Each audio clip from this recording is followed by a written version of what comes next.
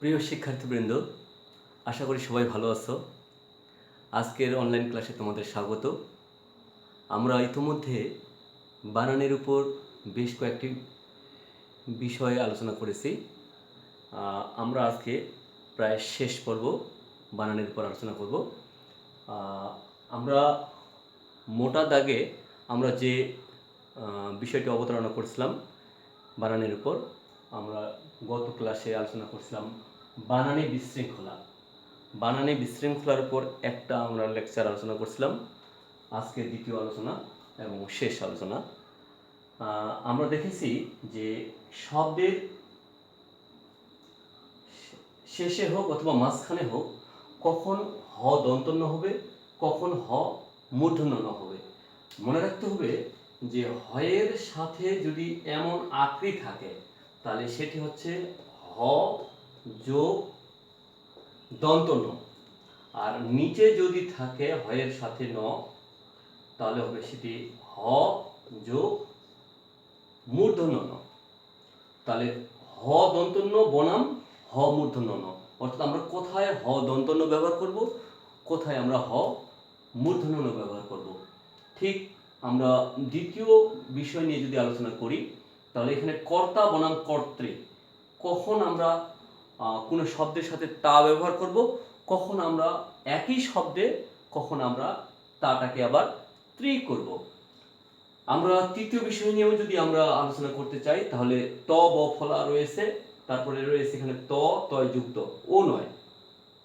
যখন আমরা এটা ও লিখলাম, ও এর উপর যখন আমরা মাত্রা দিব তখন সেটি তয় তয় হয়ে যায়, ত ত ত ত হয়ে যায়, ত ত হয়ে যায়।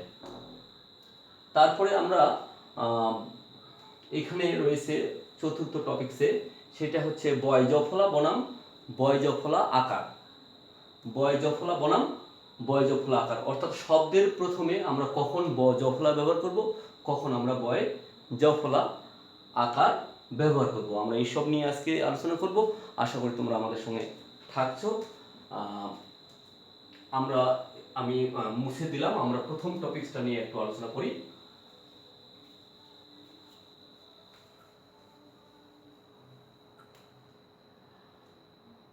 হ দন্তন্য বনাম হ মূর্ধন্য ন। মনে রাখতে হবে যে র র এর আরো রূপ আছে। র এর রূপ কি? যেমন র ফলা, তারপর রিকা, তারপর রয়েছে রেপ। এরা হচ্ছে র এর সহজাত ভাই, র এর রূপ। তাহলে র ফলা, রিকার এবং রেপ এবং র, আমরা যদি সহজ ভাষায় বলতে চাই তাহলে এরা হচ্ছে চার ভাই। তো এই চার ভাইয়ের পরে যদি কোনো ন বসাতে হয় তাহলে আমরা এক কথায় লিখতে পারি র এর পর কোনো ন বসালে, র এর পর কোনো ন বসালে এবং সেটি যদি তৎসম শব্দ হয়ে থাকে তাহলে সেক্ষেত্রে অবশ্যই মূর্ধন্য ন হবে। র এর পরে মূর্ধন্য ন হয়, অর্থাৎ আমরা র এর পরে যদি আমরা বসাতে চাই হ ন বসাবো না হ দন্ত ন বসাবো, তাহলে মনে রাখতে হবে র এর পর যদি আমরা কোনো ন বসাতে চাই তাহলে অবশ্যই মূর্ধন্য ন বসাতে হবে। এটুকুই আমরা আলোচনা করছিলাম। আমরা উদাহরণ যদি প্রয়োগ করি তাহলে আরো সহজ হবে। যেমন আমরা লিখলাম অপর যোগ, আমরা এখানে অনহ একটা শব্দ রয়েছে। অনহ শব্দের অর্থ হচ্ছে দিন। অনহ শব্দের অর্থ দিন বা দিবস। অনহ শব্দের অর্থ দিন বা দিবস। এখানে কিন্তু অন্য শব্দের বানানে অবশ্যই হ যোগ দন্তন্য, কিন্তু যখন আমরা একসাথে অপর যোগ অনহ অপরাহ্ন লিখব তখন সেটি অবশ্যই মূর্ধন্য হয়ে যাবে, কারণ এই যে র আছে, র এর পরে মূর্ধন্য ন হয়ে গেল। ঠিক এমন আমরা যখন পূর্বাহ্ন লিখব তাহলে পূর্ব, এই যে রেপ রয়েছে, রেপ মানে র আছে, এরপরে যখন ন বসবো তখন অবশ্যই মূর্ধন্য হবে। ঠিক এরকম আমরা যদি লিখি প্রাণ হোক, পয়রা ফলা আকার আছে প্রাণ হোক, ঠিক আছে, সেক্ষেত্রেও র ফলার কারণে এখানে মূর্ধন্য হয়ে গেল। কিন্তু যখন আমরা চিহ্ন লিখব, চিহ্ন এখানে কোথাও র নেই, যেহেতু কোথাও র নেই এই কারণে আমরা এটা দন্তন্য দিলাম। ঠিক এরকম সায়াহ্ন দিব আমরা, সায়াহ্ন, এখানে কোথাও আমরা এখানে র নেই, ঠিক আছে, যেহেতু র নেই তাহলে এই জন্য এটা দন্তন্য দিল আমরা। ঠিক আমরা যদি আরেকটা সূত্র, আমরা যদি আরেকটা উদাহরণ ব্যবহার করি, মধ্যাহ্ন, মধ্যাহ্ন, মধ্যাহ্ন, এখানেও কোথাও র ফলা নেই বা র নেই, সেই জন্য এখানে দন্তন্য হবে। তাহলে আমরা এক কথায় শিখলাম যে র এর পরে যদি কোনো হন বসাতে হয় তাহলে সেই হনয়ে অবশ্যই মূর্ধন্য ন বসাতে হবে। এটা গেল হ দন্তন্য বনাম হ মূর্ধন্য ন। এরপরে আমরা দেখব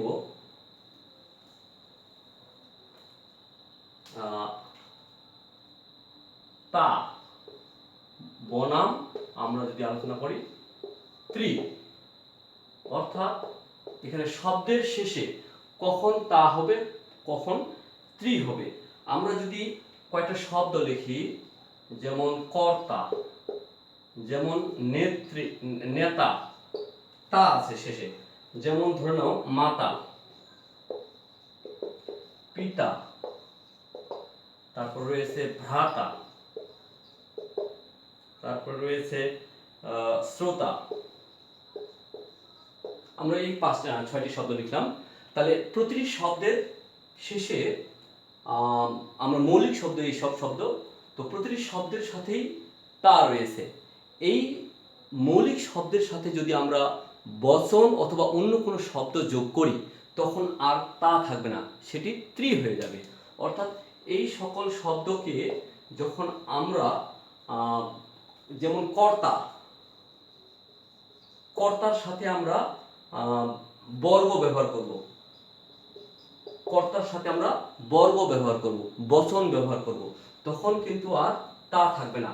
তা তখন কি হয়ে যায়, এই তা তখন ত্রি হয়ে যায়, অর্থাৎ তখন এটা হয়ে যাবে কর্তৃবর্গ। অর্থাৎ তা তা কোনো মৌলিক শব্দের সাথে একাই বসতে পারে, কিন্তু যখন ওই মৌলিক শব্দের সাথে ত্রি ব্যবহার কোনো বচন অথবা অন্য কোনো শব্দ ব্যবহার করব তখন সেটা ত্রি হয়ে যায়, অর্থাৎ কর্তৃবর্গ। ঠিক আমরা যদি আরো উদাহরণ এরকম প্রয়োগ করি, যেমন নেতা, নেতা এর সাথে যদি আমরা এখন আমরা নেতার সাথে, ঠিক আছে, আমরা নেতার সাথে যদি আমরা বৃন্দ ব্যবহার করি, বৃন্দ, নেতার সাথে যখন আমরা বৃন্দ ব্যবহার করব, একজন নেতার সাথে আরো আমরা বৃন্দ যখন যোগ করি তখন সেটা বহুবচন হয়ে যায়, অনেকজন হয়ে যায়, তখন এটা হয়ে যাবে নেত্রী, নেতৃবৃন্দ। তো ঠিক এরকম আমরা এখানে বচন যেমন ব্যবহার করলাম, আমরা এখন যদি শব্দ ব্যবহার করি, যেমন মাতা, মাতার সাথে যদি আমরা হীন শব্দ ব্যবহার করি, অর্থাৎ যার মা নেই, ঠিক আছে, তাহলে সেখানে আমরা যখন হীন একটা শব্দ যোগ করলাম তখন এটা হয়ে যাবে মাতৃহীন, মাতাহীন হবে না। ঠিক এরকম পিতা, এরকম ভ্রাতা, এরকম শ্রোতা, শ্রোতার ক্ষেত্রেও আমরা শ্রোতা বর্গ আমরা বলতে পারি না, শ্রোতৃবর্গ বলতে হবে, শ্রোতৃবর্গ। তো এই ছিল তা বনাম ত্রি, অর্থাৎ কোনো শব্দ মৌলিক যদি হয়ে থাকে তাহলে সেখানে তা ব্যবহার হবে, আর যদি ওই মৌলিক শব্দের সাথে যদি আরও কোনো একটা শব্দ অথবা বচন ব্যবহার হয় তখন তা হয়ে যাবে ত্রি। এটা ছিল আমাদের দ্বিতীয় টপিকস। আমরা পরবর্তী টপিকস নিয়ে যদি আলোচনা করি, সেটি ছিল কোথায় তব বনাম তত বনাম তয় তয় যুক্ত ব। অর্থাৎ আমরা এখানে দেখব যে সন্ধির নিয়ম আর প্রত্যয়ের নিয়ম। সন্ধি আলাদা জিনিস, প্রত্যয় আলাদা জিনিস। সন্ধি হয় দুটি পদের মধ্যে বা মধ্যস্থিত যে বর্ণ রয়েছে এই বর্ণের মিলনকে বলা হয়েছে সন্ধি, আর প্রত্যয় হচ্ছে মৌলিক শব্দের সাথে অতিরিক্ত যদি কোনো বর্ণ বা বর্ণ সমষ্টি যোগ করি সেই সকল বর্ণ বা বর্ণ সমষ্টিকে বলা হয় প্রত্যয়। তাহলে সন্ধি এবং প্রত্যয়ের মধ্যে সেটা ছিল পার্থক্য। তো যদি শব্দটি যেমন আমরা একটা শব্দ প্রয়োগ করি তাহলে আমাদের খুব সুবিধা হবে। যেমন শব্দটা ছিল দায়ী,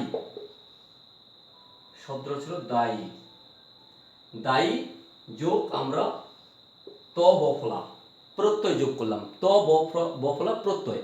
ত বফলা একটা প্রত্যয়, আমাদের মনে রাখতে হবে অবশ্যই ত বফলা সমান সমান প্রত্যয়। ত বফলা একটা হচ্ছে প্রত্যয়। তো যখন আমরা দায়ীর সাথে প্রত্যয় ব্যবহার করলাম তখন সেই শব্দটি হয়ে গেল দায়িত্ব।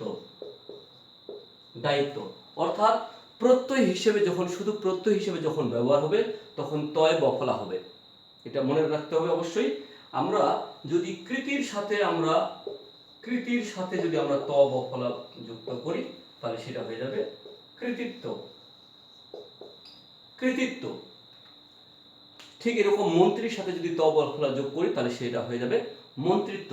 তো আমরা এখানে ত বফলা আমরা এখানে ব্যবহার করলাম, তাহলে কখন তয় তয় বফলা হবে আবার, বা কখন তয় তয় যুক্ত হবে আমরা সেটিও আলোচনা করব। যেমন আমরা মহৎ আলোচনা করব, এটা কিন্তু প্রত্যয় দিয়ে ব্যবহার করলাম আমরা, প্রত্যয় হলে এটা ব্যবহার হবে, প্রত্যয়ের ক্ষেত্রে তয় বফলা হয় প্রত্যয় হিসেবে। আর যদি আমরা মহৎ আমরা ব্যবহার করলাম, মহৎ, মহৎ যোগ ত, মহৎ যোগ ত, এখানে কিন্তু সন্ধি যোগ হচ্ছে, এই ত আর খণ্ডত, অর্থাৎ খণ্ডত যোগ ত সমান সমান তয় তয় হয়, সন্ধির নিয়ম। দুটো পদের না দুটো বর্ণের মিলনকে বলা হয় সন্ধি। তাহলে এই খণ্ডত আর তয়ের সন্ধিতে হয় তয় তয় যুক্ত। আমি আবার বলছি, সন্ধির নিয়ম অনুযায়ী বা সূত্র অনুযায়ী খণ্ডত এবং ত মিলে হয় তয় তয় যুক্ত, এটা ছিল সন্ধির নিয়ম অনুযায়ী। তো তাহলে খণ্ডত আর ত রয়েছে, তাহলে আমাদের কি হবে, খণ্ডত আর ত মিলে ত ত হচ্ছে, তাহলে এখানে বফলা হবে। তাহলে একই জিনিস আমরা আলোচনা করলাম, দায়িত্ব উচ্চারণটা একই, আবার মহত্ব উচ্চারণটাও একই, কিন্তু বানানটা পার্থক্য হওয়ার কারণটা হচ্ছে এটা হচ্ছে সন্ধি ঘটিত শব্দ আর দায়িত্বটা ছিল প্রত্যয় ঘটিত শব্দ। আমরা আরেকটা উদাহরণ ব্যবহার করতে পারি, যেমন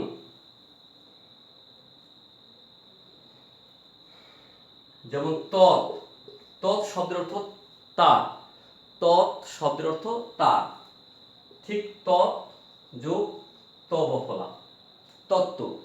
তো আমরা খণ্ডত আর ত মিলে কি হয়ে যাচ্ছে, তয় তয় যুক্ত বফলা হচ্ছে, বফলার বফলা থেকে গেল, আর খণ্ডত আর ত মিলে তয় তয় গেল, তাহলে তত্ত্ব বানানটা হবে ত তয় তয় বফলা। আচ্ছা, তাহলে আমরা এটুকু জানলাম, অর্থাৎ আমরা এটা জানলাম প্রত্যয় ঘটিত আর এটা জানলাম আমরা সন্ধি ঘটিত। আর যে সকল শব্দ মৌলিক শব্দ, যে সকল শব্দ সন্ধিও নয়, সন্ধির নিয়ম অনুযায়ী হয়নি এবং প্রত্যয়ের নিয়ম অনুযায়ী হয়নি, সেখানে হবে তয় তয় যুক্ত, এটা হবে মৌলিক শব্দ। মৌলিক স্বভাবতই যে শব্দ, মৌলিক শব্দ যেখানে কোনো ব্যাকরণের নিয়ম অনুযায়ী হয়নি। যেমন আমরা জানলাম, যেমন প্রদত্ত, প্রদত্ত, প্রমত্ত, প্রমত্ত, তারপরে উদাত্ত, উদাত্ত, যেমন উত্তম, উত্তম, এখানে সন্ধির নিয়মে বা প্রত্যয়ের নিয়ম অনুযায়ী হয়নি।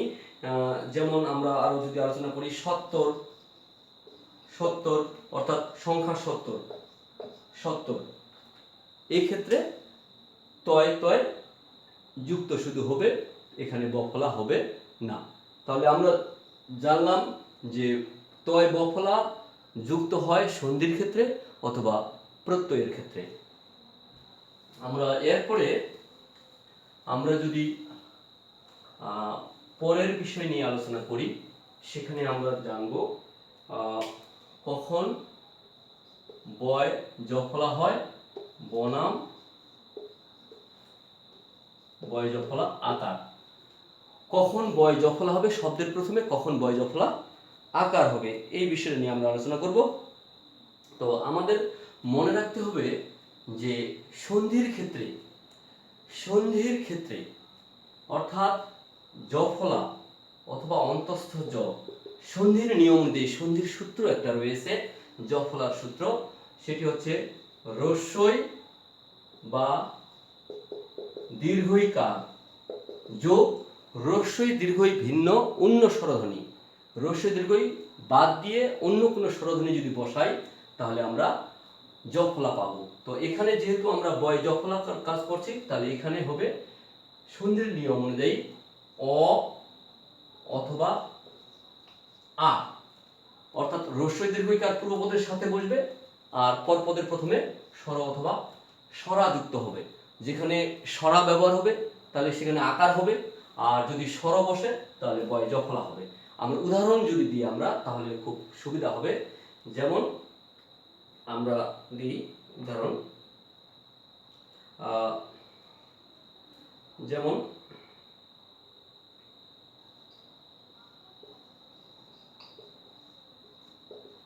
একটা দিলাম শব্দ ব্যবস্থা, আর একটা দিলাম, আর একটা শব্দ দিলাম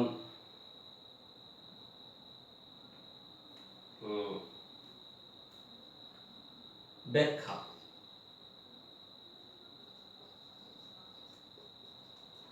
একটা শব্দ দিলাম ব্যবস্থা আর একটা শব্দ দিলাম ব্যাখ্যা।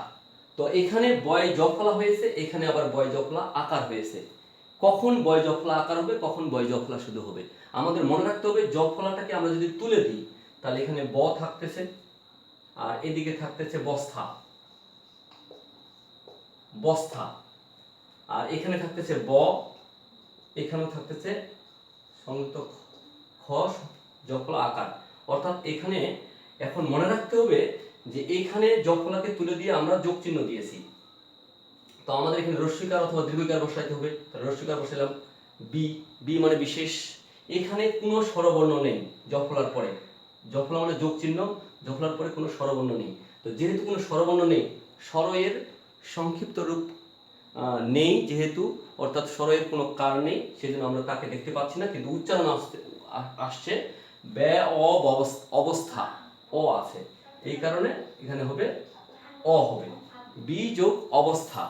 অথচ এখানে কিন্তু আকার আছে, এই আকারটা এখানে হয়ে যাবে আ হয়ে যাবে। তাহলে এখানে হলো বি যোগ আখ্যা। আখ্যা মানে হচ্ছে কাউকে ভূষিত করা, ঠিক আছে? তো তাহলে বি যোগ আখ্যা সমান ব্যাখ্যা, আর এখানে হচ্ছে বি যোগ অবস্থা সমান ব্যবস্থা।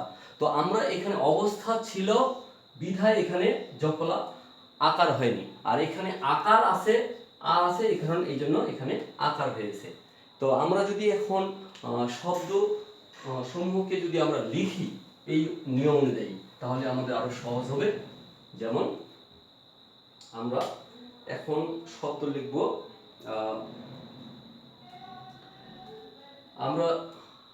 আমরা লিখব ব্যাকরণ, অথবা আরো যদি আমরা সহজ করে লিখতে চাই ব্যাকরণের পূর্বে আমরা লিখব ব্যতিক্রম। ব্যতিক্রম, ব্যতিক্রম বানানটা এটা হবে না এটা হবে? ব্যতিক্রম বানান কোনটা হবে? এখানে আমাদের মনে রাখতে হবে ব্যতিক্রম বানানটাতে বি যোগ অতিক্রম, যেখানেই জফলা আছে অর্থাৎ বয় জফলা রয়েছে সেখানে ভাবতে হবে, আমাদের ভাগ করতে হবে যে জফলাটাকে ভেঙে একটা বি হবে, তারপরে হয় অ লাগাইতে হবে নতুবা আ লাগাইতে হবে।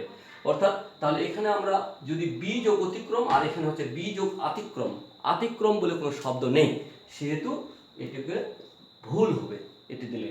তো ঠিক এরকম আমরা দিলাম ব্যাঘাত বানানটা, যদি আমরা এটা লিখি অথবা যদি আমরা এটা লিখি তাহলে দেখবো আমরা এখানে হচ্ছে বি যোগ আঘাত, বি যোগ আঘাত, এখানে কিন্তু বি যোগ অঘাত হয়ে যাচ্ছে, বি যোগ অঘাত, যেহেতু বি যোগ অঘাত, অঘাত বলে কোনো শব্দ নেই, অতএব এই শব্দটি ভুল শব্দ। আমরা যদি আরো উদাহরণ প্রয়োগ করি, যেমন আমরা ব্যাহত, ব্যাহত বানানটা এটা দিলাম, তাহলে যদি ব্যাহত আমরা লিখি তাহলে এখানে হচ্ছে বি যোগ অহত, অহত বলে কোনো শব্দ নেই। বি যোগ আহত যদি দিই তাহলে আহত বলে শব্দ রয়েছে, তাহলে এটি ঠিক হয়ে গেল, বি যোগ আহত। ঠিক এমন যদি আমরা আরও আলোচনা করি, যদি আমরা ব্যাকুল লিখি, ব্যাকুল, ব্যাকুল কিন্তু বানানটা হয়নি, তাহলে এখানে বি যোগ অকুল হয়ে গেল, কারণ জফলার পরে এখানে অ আছে, যদি কোনো স্বরবর্ণ না থাকে তাহলে মনে রাখতে হবে সেখানে অ রয়েছে, তাহলে এখানে বি যোগ অকুল, বি যোগ অকুল হবে না, বি যোগ আকুল হবে, এই জন্য ব্যাকুল বানানটাতে বয় জফলা আকার হবে। তো এই ছিল আমাদের মোটামুটি। আরেকটা যদি আমরা এখানে উপস্থাপন করি একটা বিষয়, যদি কোনো ইংরেজি শব্দ হয়ে থাকে অর্থাৎ বিদেশি শব্দ হয়ে থাকে, সেখানে যদি এ উচ্চারণ হয়, সেক্ষেত্রে বিদেশি শব্দে মনে রাখতে হবে। যেমন আমরা লিখলাম ব্যাডমিন্টন, ব্যাড, যত সব বয় জফলা দিব না বয় জফলা আকার দিব, বিদেশি শব্দে